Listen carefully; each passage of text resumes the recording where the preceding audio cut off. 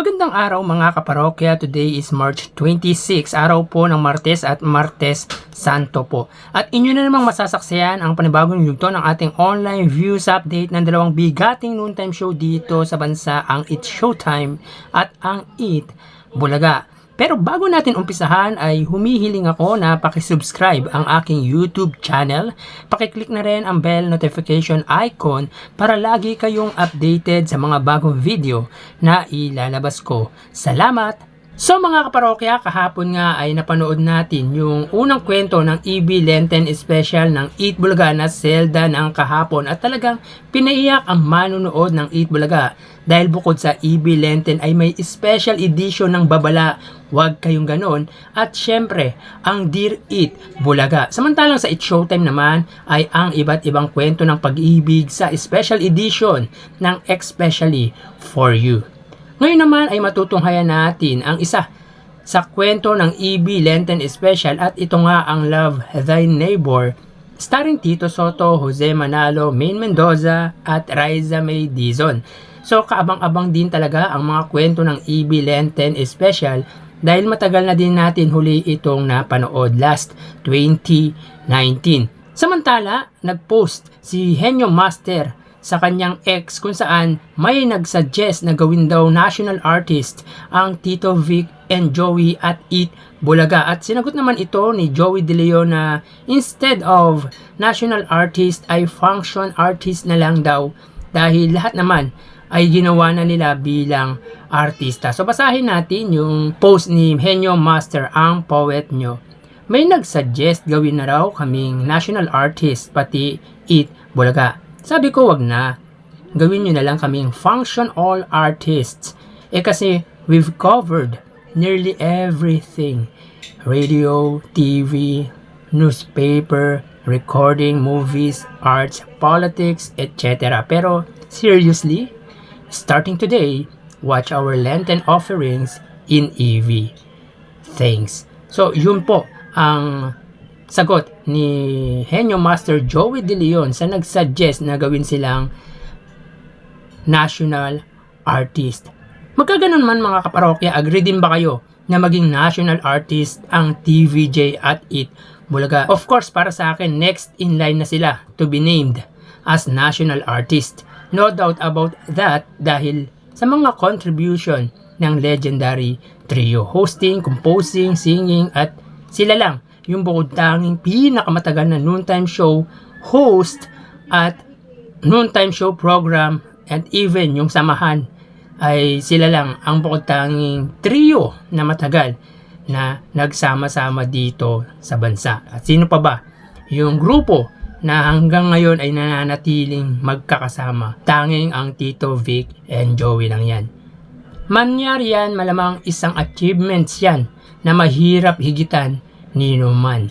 So tara, ating alamin ang online viewership ng dalawang bigating noontime show. Para sa Eat Bulaga under TVJ Facebook page na may 2.1 million followers at sa It's Showtime naman na may 17 million followers. So as of 12:50, makikita po natin dito ang Eat Bulaga ay may kasalukuyang segment Babala, Huwag Kayong Ganon, at makikita po natin dito na may 7.9 1,000 viewers sila. Ang It's Showtime naman ay may segment na tawag ng Tanghalan, ang Huling Pagtatapat. Ito ay parang grand finals mga kaparokya. At makikita po natin dito sila ay may 5.6,000 viewers. So click po natin para makita po natin yung actual live viewership o yung numbers ng viewers ng dalawang bigating noontime show. Para po sa Eat Bulaga, sila ay may kasalukuyang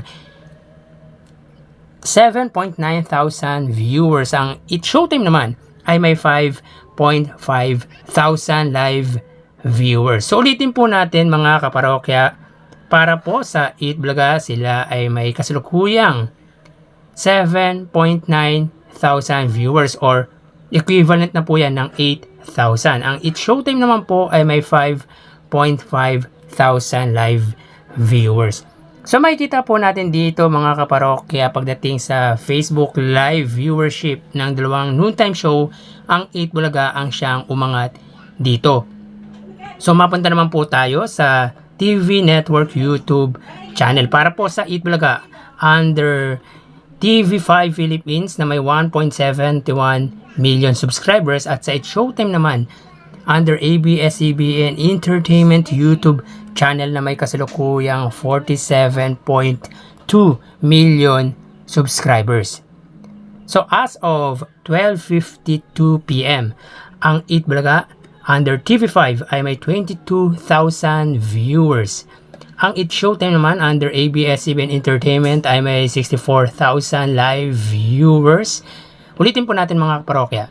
As of 12:52 PM, ang Eat Bulaga under TV5 ay may 22,000 live viewers. Ang It's Showtime naman po ay may 64,000 live viewers. So makikita po natin dito mga kaparokya na nagsimula ang TV5 ng live 1 hour ago, samantalang ang It's Showtime under ABS-CBN ay 4 hours ago. So dito para sa TV Network YouTube channel, ang nanguna ay ang ABS-CBN. So mapunta naman po tayo sa main YouTube channel ng dalawang bigating noontime show para po sa Eat Bulaga under Eat Bulaga TVJ YouTube channel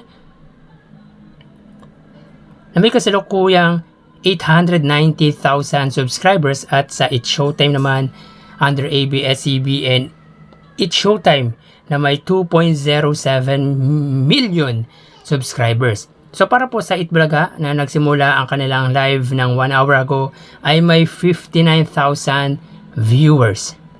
Ang It's Showtime naman na nagsimula ng 1 hour ago din ay may 35,000 viewers. Ang It's Showtime po ay nagsisimula ng 11:30 PM, samantalang ang Eat Bulaga ay exact 12 PM. So ulitin po natin mga kaparokya para po sa Eat Bulaga.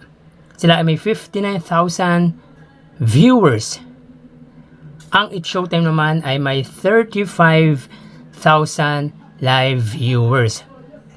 So pagdating naman po sa main YouTube channel ng dalawang bigating noontime show, ang Eat Bulaga ang siyang angat kesa sa Eat Showtime. Even sa may Facebook Live ng Eat Bulaga ay angat pa rin po siya sa katapat na programa. Pero pagdating naman po sa TV Network ay angat na angat ang ABS-CBN sa TV5.